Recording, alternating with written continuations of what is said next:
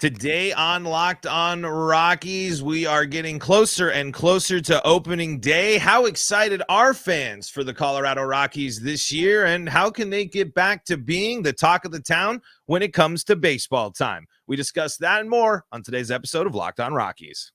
You are Locked On Rockies, your daily Colorado Rockies podcast, part of the Locked On Podcast Network, your team every day.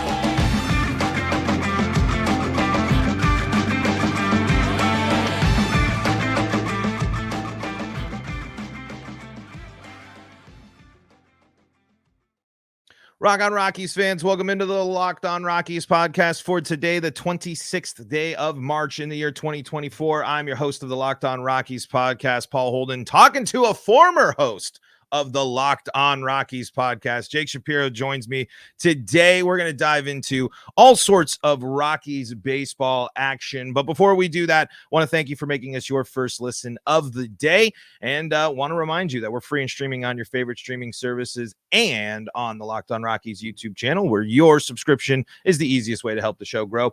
We're also brought to you by PrizePicks, the easiest and most exciting way to play daily fantasy sports. Go to prizepicks.com/LockedOnMLB and use code Locked On MLB, all lowercase, for a first deposit match up to $100. Jake, again, thank you so much for your time. A reunion here on the Locked On Rockies podcast.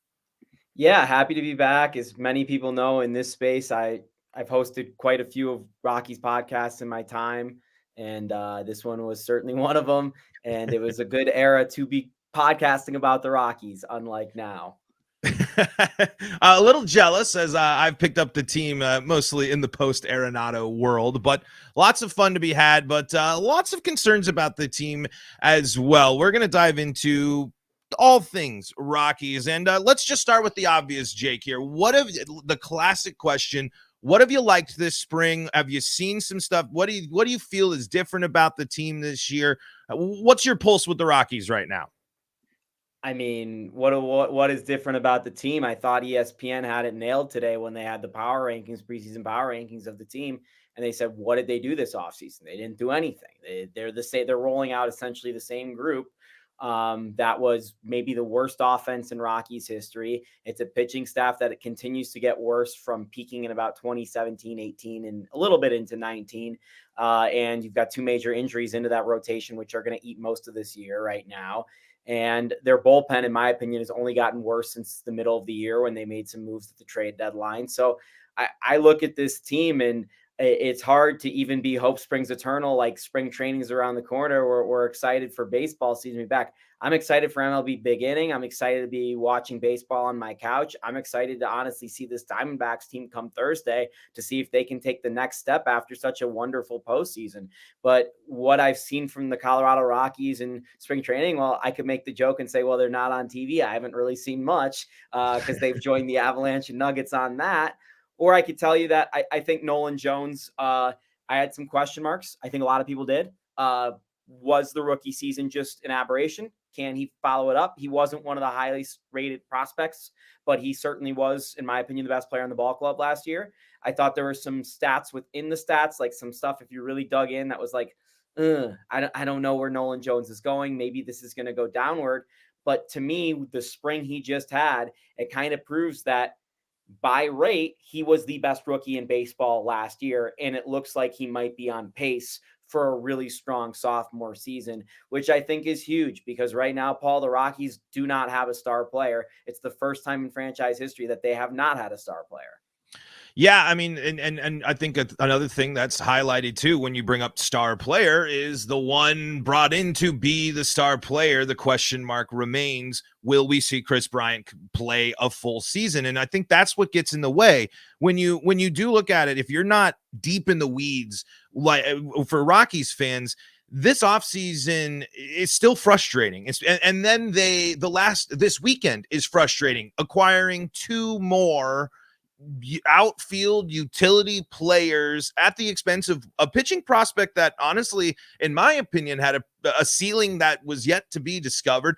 Bit of a homer because he went to my college, but I still think a lefty arm for the Rockies that was still had good projections. I mean, that's something I think you can't really undervalue when it comes to the Rockies. So when you see these head scratchers, we all have our opinions on the Rockies pitching staff and what Jeff Bridich was. We all have opinions on that. But let me just tell you, Jeff Bridich had one really good strategy when he was the general manager of the Rockies, which is it's throwing darts at a dartboard, trying to get pitching prospects down. I just want to get as many darts as I can.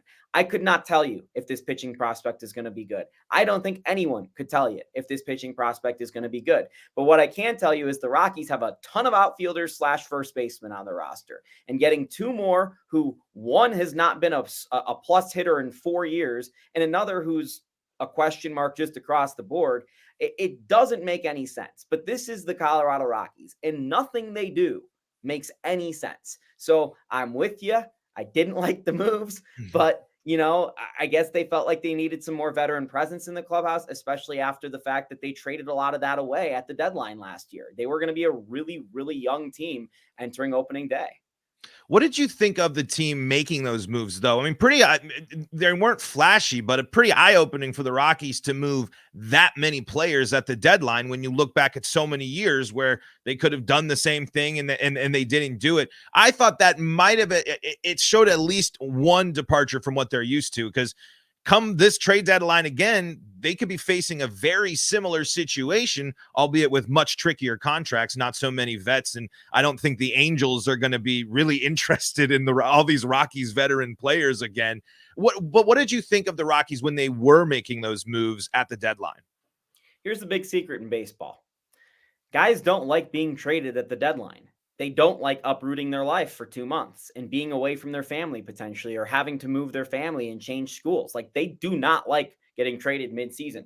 Unless you're a star player where winning a championship is really going to add to your legacy, or you're that much of a competitive freak, being in the baseball postseason and winning a World Series honestly does not mean that much to an individual player. And when you join a team midstream, how much can you really ingratiate yourself to that new team?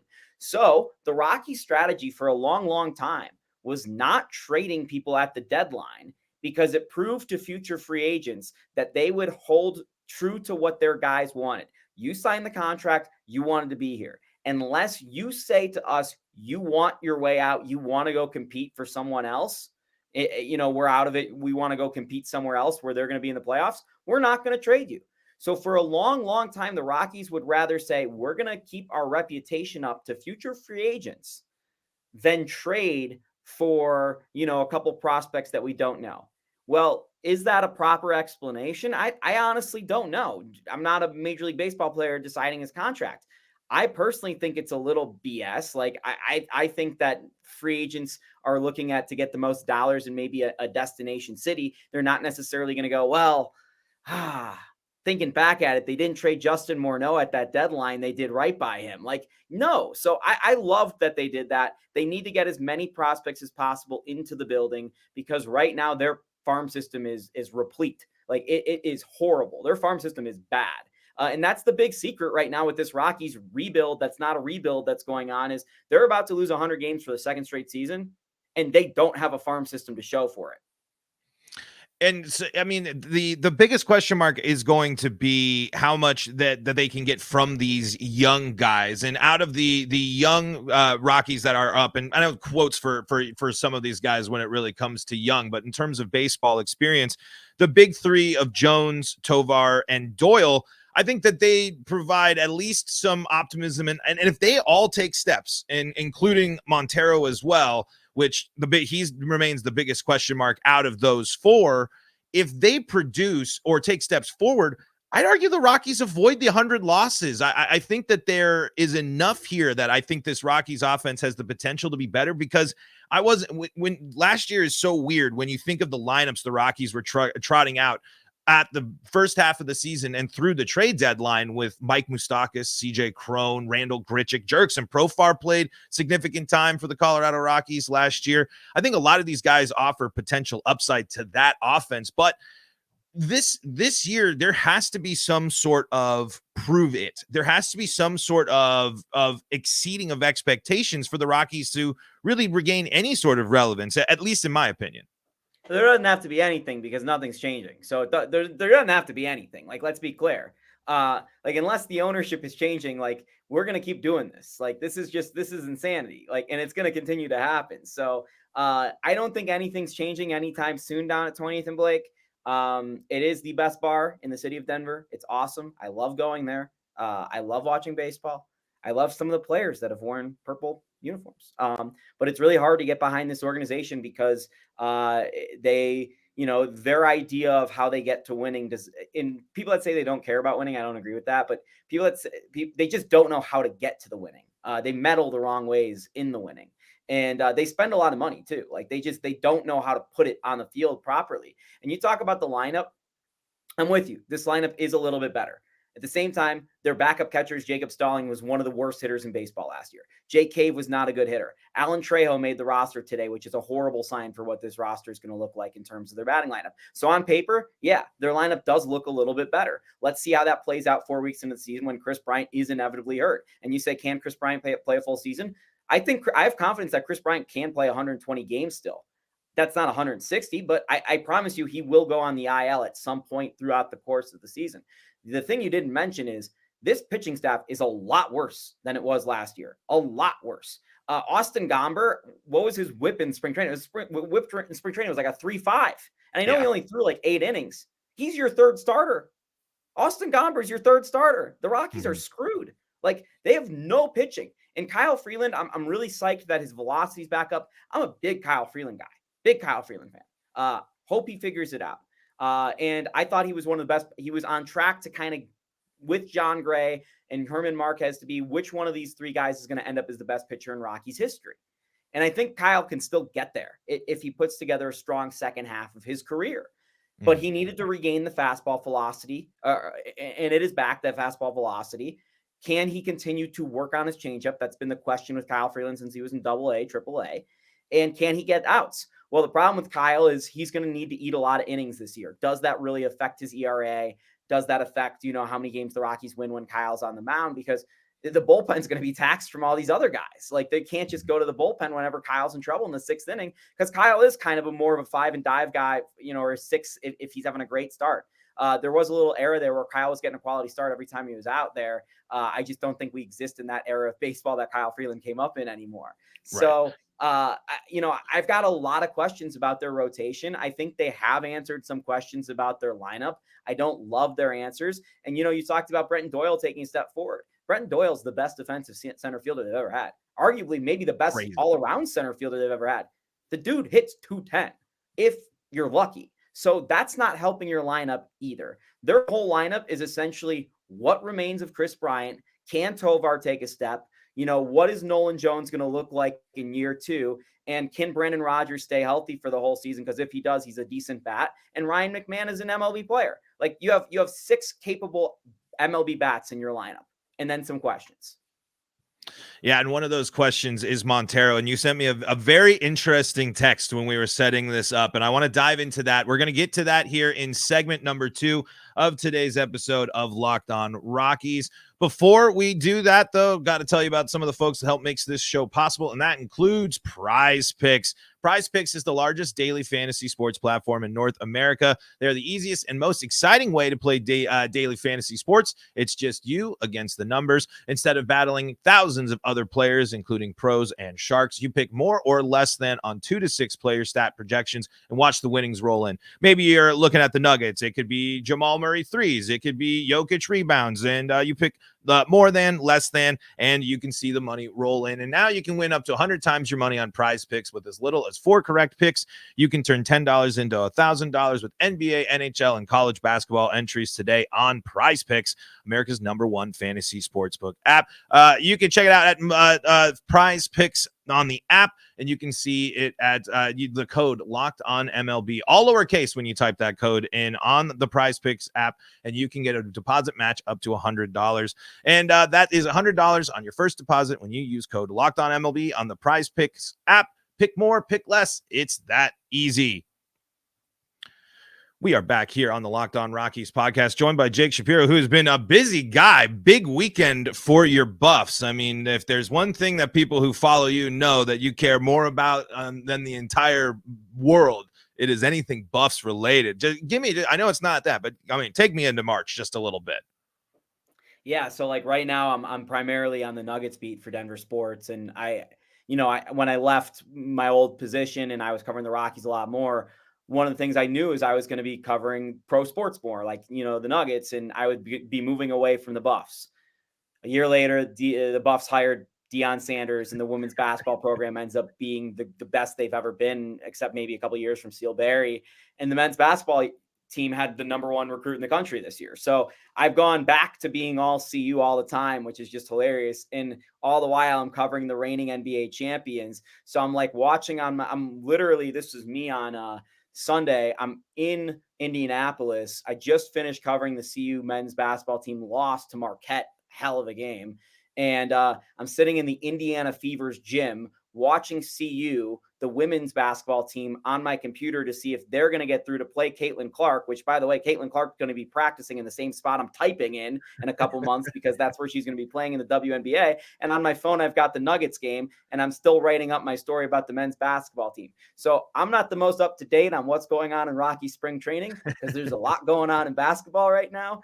But I feel still pretty confident about what's going on with the Rockies to know what I'm talking about here.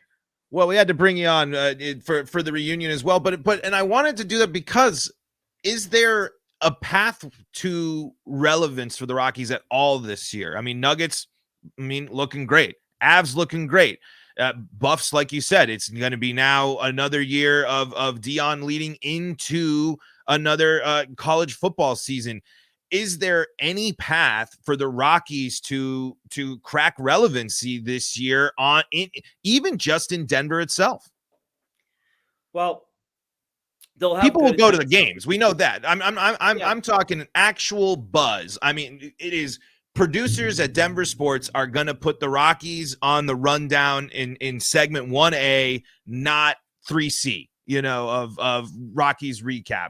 What is there any type of storyline that could develop positive, not historic classic Chris Bryant getting hurt? Do you see any type of those storylines being able to crack headlines in Denver? FanGraph says it's a 0.1% chance, and that chance is that they win 85 games and they're fighting for a wild card spot. That's the hope. Like, and that's Dick Monfort's hope, really, too, right? Like, right. We're gonna win. We're gonna go 500 this year, is what he said last year, right? So, if the Rockies can find a way to win 85, 86 games, which just isn't going to happen, the best teams they've ever had have only won 88, 91 games, 92 games.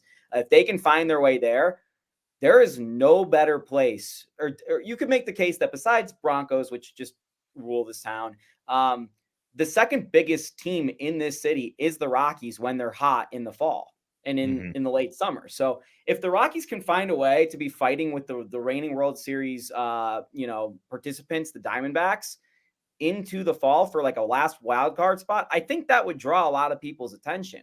They're not going to catch the Dodgers. They have no shot at the division. But, we're going to enter the Buffs are going to be really big this fall, like, because I don't know that they're going to, go to the college football playoff and all that noise, but they're going to be competitive. They're going to be good. They're going to be better.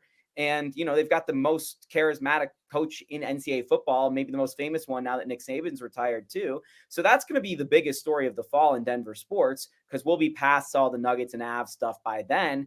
And the Broncos are going to be horrible. They might have a rookie quarterback, which will be 1A every single day. But if the Broncos don't have a rookie quarterback and the Buffs are kind of struggling right out the gate, like, the Rockies have an opportunity here, if they're any sort of decent, to capture some eyeballs and some attention.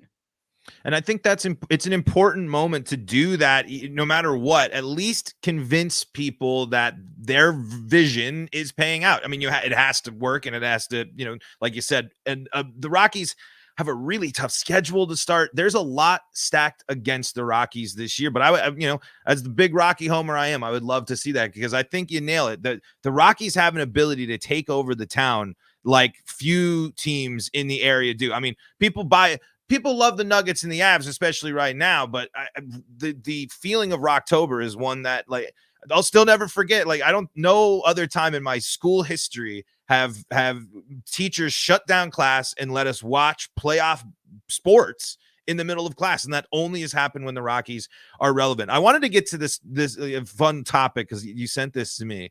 You said that you would rather see Joey Votto in the Rockies uniform over Eleris Montero. And I honestly was like, hey, I love Joey Votto, but I also love the take there. It's an interesting one, as Montero, I think, is the Rocky that has the most to prove. Maybe Ryan McMahon goes in there, but I think this season, especially, like, Montero, the spotlight's really on him. Yeah, I mean, I know he's only played 140 games or whatever it's been, but I'm ready to write Montero off. I don't think it's happening. He's played. He's been a at best a replacement level player. He's a first third baseman type of guy. He's going to give you 20 home runs and 70 RBI if he has a good season, and he's going to bat 260. That's maybe the 20th best at either position in baseball. That's just not good. Like, it's not even average. It's not even a capable big leaguer. It's something you can find in Jake Cave. Like, it's not good. So I just don't think I don't rank Montero highly as a prospect. I don't like his swing. I think he strikes out too much. I don't think I honestly don't think the power numbers are even as good as they should be for what his frame is. And I know he's younger, so the power comes along later, but he's not really that young, as you kind of mentioned at the start of the show. He's 25. He's going to turn 26, I think, in season. It's not like he's Tovar. Like, I've got all the room in the world to give Tovar some grace on anything, because the kid is a kid. Like, Montero is a man. Like, there's a huge difference there. So I don't think it's happening. And the reason why I say Joey Votto, I mean, I know he's had a couple bad years, but it's Joey Votto, and you're trying to bring veteran presence to this clubhouse. You would have been able to get Joey Votto, I'm sure, for just about as cheap as you're getting Jake Cave. I'm not sure Joey Votto wants to come here. Colorado has had a great history with Canadian first basemen and right fielders, right, and left fielders, right, and players that we've had here in the past, and even Jeff Francis. So we've had a strong connection with Canada here, and that's kind of what spurred the idea in my head. It's like Justin Morneau's career was over. So was Michael Kadyr's, more or less, when he came to Colorado. Some of these guys that come here, and we even saw this with CJ Cron. Whatever it is, I don't know if it's the altitude, cores, whatever you're going to call it, whatever it is, they seem to be able to kind of put it together here for a year or two. And I think the Rockies could get something legitimately good out of Joey Votto, to the point where he might be the second or third best bat in their lineup. And I'm not saying that's like would be the third best bat in the Dodgers lineup. I'm saying, but he would be a good, he'd be a good bench bat for the Dodgers, but he'd be a good contributor for the Rockies. And I'd rather have Joey Votto in his voice, a guy who's been to a lot of playoffs, and a guy who's a consummate pro who helped that young Reds team last year and that young core rebuild, kind of lead this team who's in a very similar situation of just have been middling for a long time. There's some young guys who are starting to finally get there.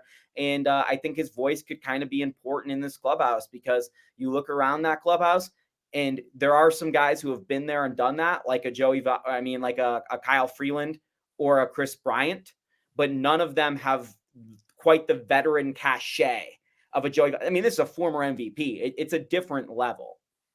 I mean, I guess Chris Bryant is a former MVP too. Yeah, well, but still, though, I think you nail the analogy. If you're going to trade for Jake Cave for cash considerations, like, why? And it is a veteran presence of a guy that we know could you put him at first, put him in right. I mean, he'll do whatever. And I think you really nailed it. He was a key part of that team last year, because he understood the moment he had to step back and become the mentor and the leader of, and it's not like he's not going to try to take at bats away from Ellie De La Cruz. I know they don't play the same position, but I'm just saying he knew what his role is. And now, Jake Cave's probably coming out here to kind of fight for he's trying to probably fight to keep the career alive. Whereas Joey Votto, there'd be worse places to go off to than to bat at Coors and play DH or play first base when the Rockies need him. And it's going to be tough, but I hope that Montero, with the consistent playing time that he has often been robbed of in his career with the Rockies, helps. But we've also seen full month stretches. There is a sample size to pull from there. Look, man, Bud Black's a really smart baseball guy. Really smart baseball guy. And I know Bud Black's gotten a lot of love despite the 100 loss seasons, because I think everyone knows it's not his fault.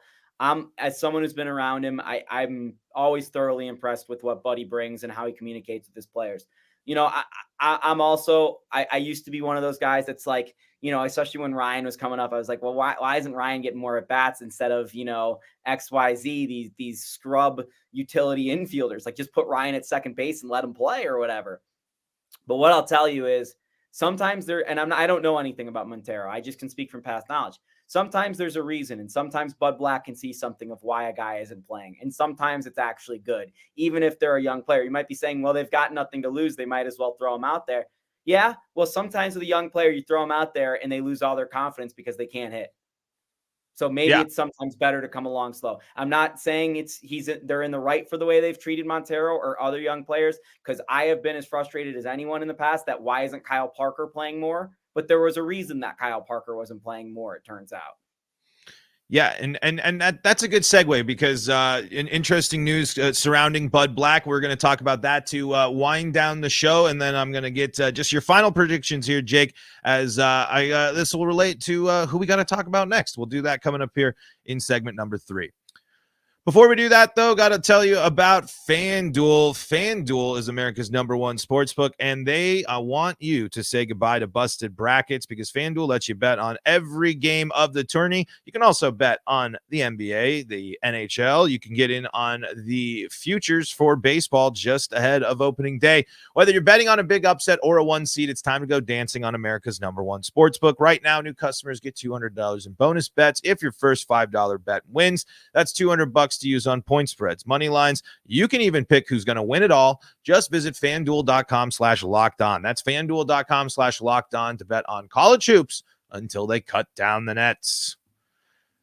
We are joined by Jake Shapiro here on the Locked On Rockies podcast, thanking you for making us your first listen of the day. And Jake, you were speaking highly of Bud Black, which I think is good insight, because you were talking about you were around the team before you shifted beats. You were at Coors. You were in the locker room talking to guys and being around Bud Black.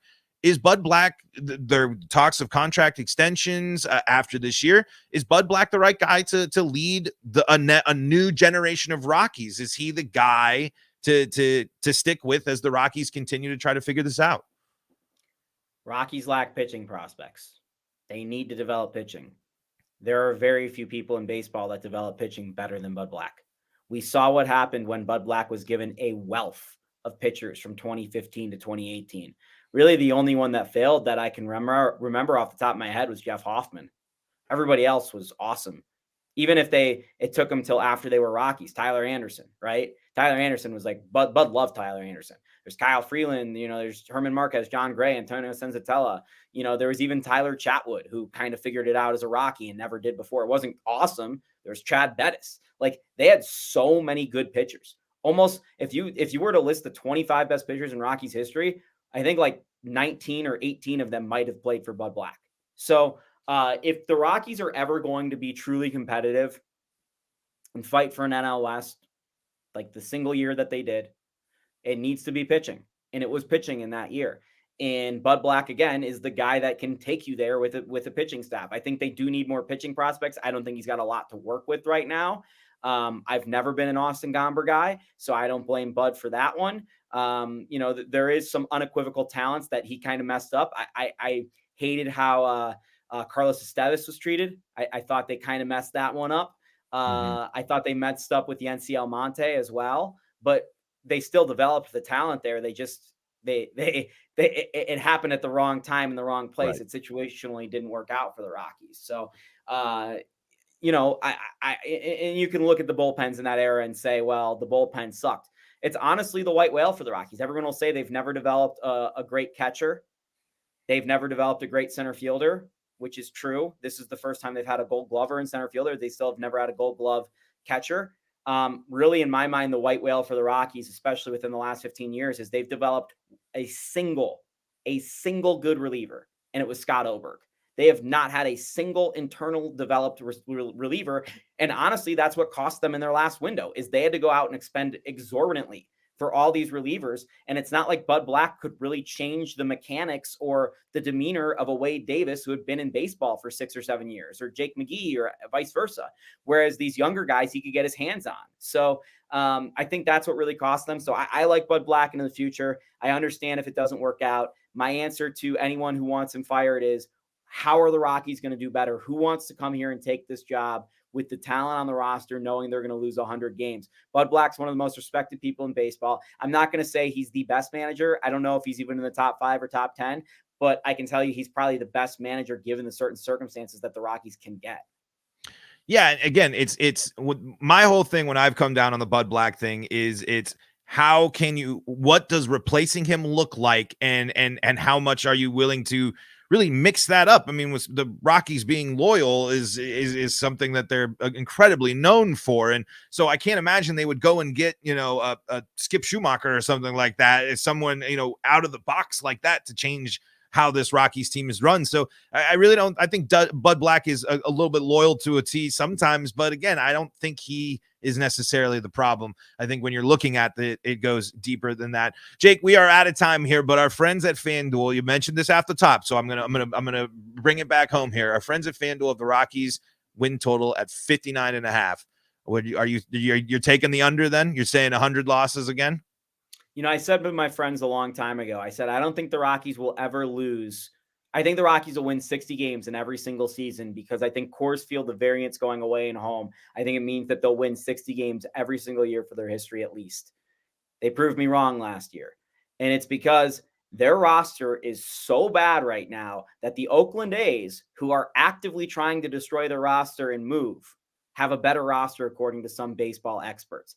I mean, the Oakland A's have a lower payroll than the Russell Wilson cap hit that the Broncos are paying to not play Russell Wilson this year. Like, that's how crazy this A's roster is. And then the Rockies are ranked lower to some people. So the long or the short of it is, you can't get 4 out of 5 dentists, 4 out of 5 dentists, they don't even agree on what toothpaste you should be using. Meanwhile, every single media member in the world agrees that the Rockies are the worst team in the National League, if not baseball. So I'm actually going to go under again on this because I like the improvements to the lineup, but this pitching staff is so ugly looking, and I'm hopeful Marquez and Senzatella can come back and save it in the back half and avoid a 100-loss season.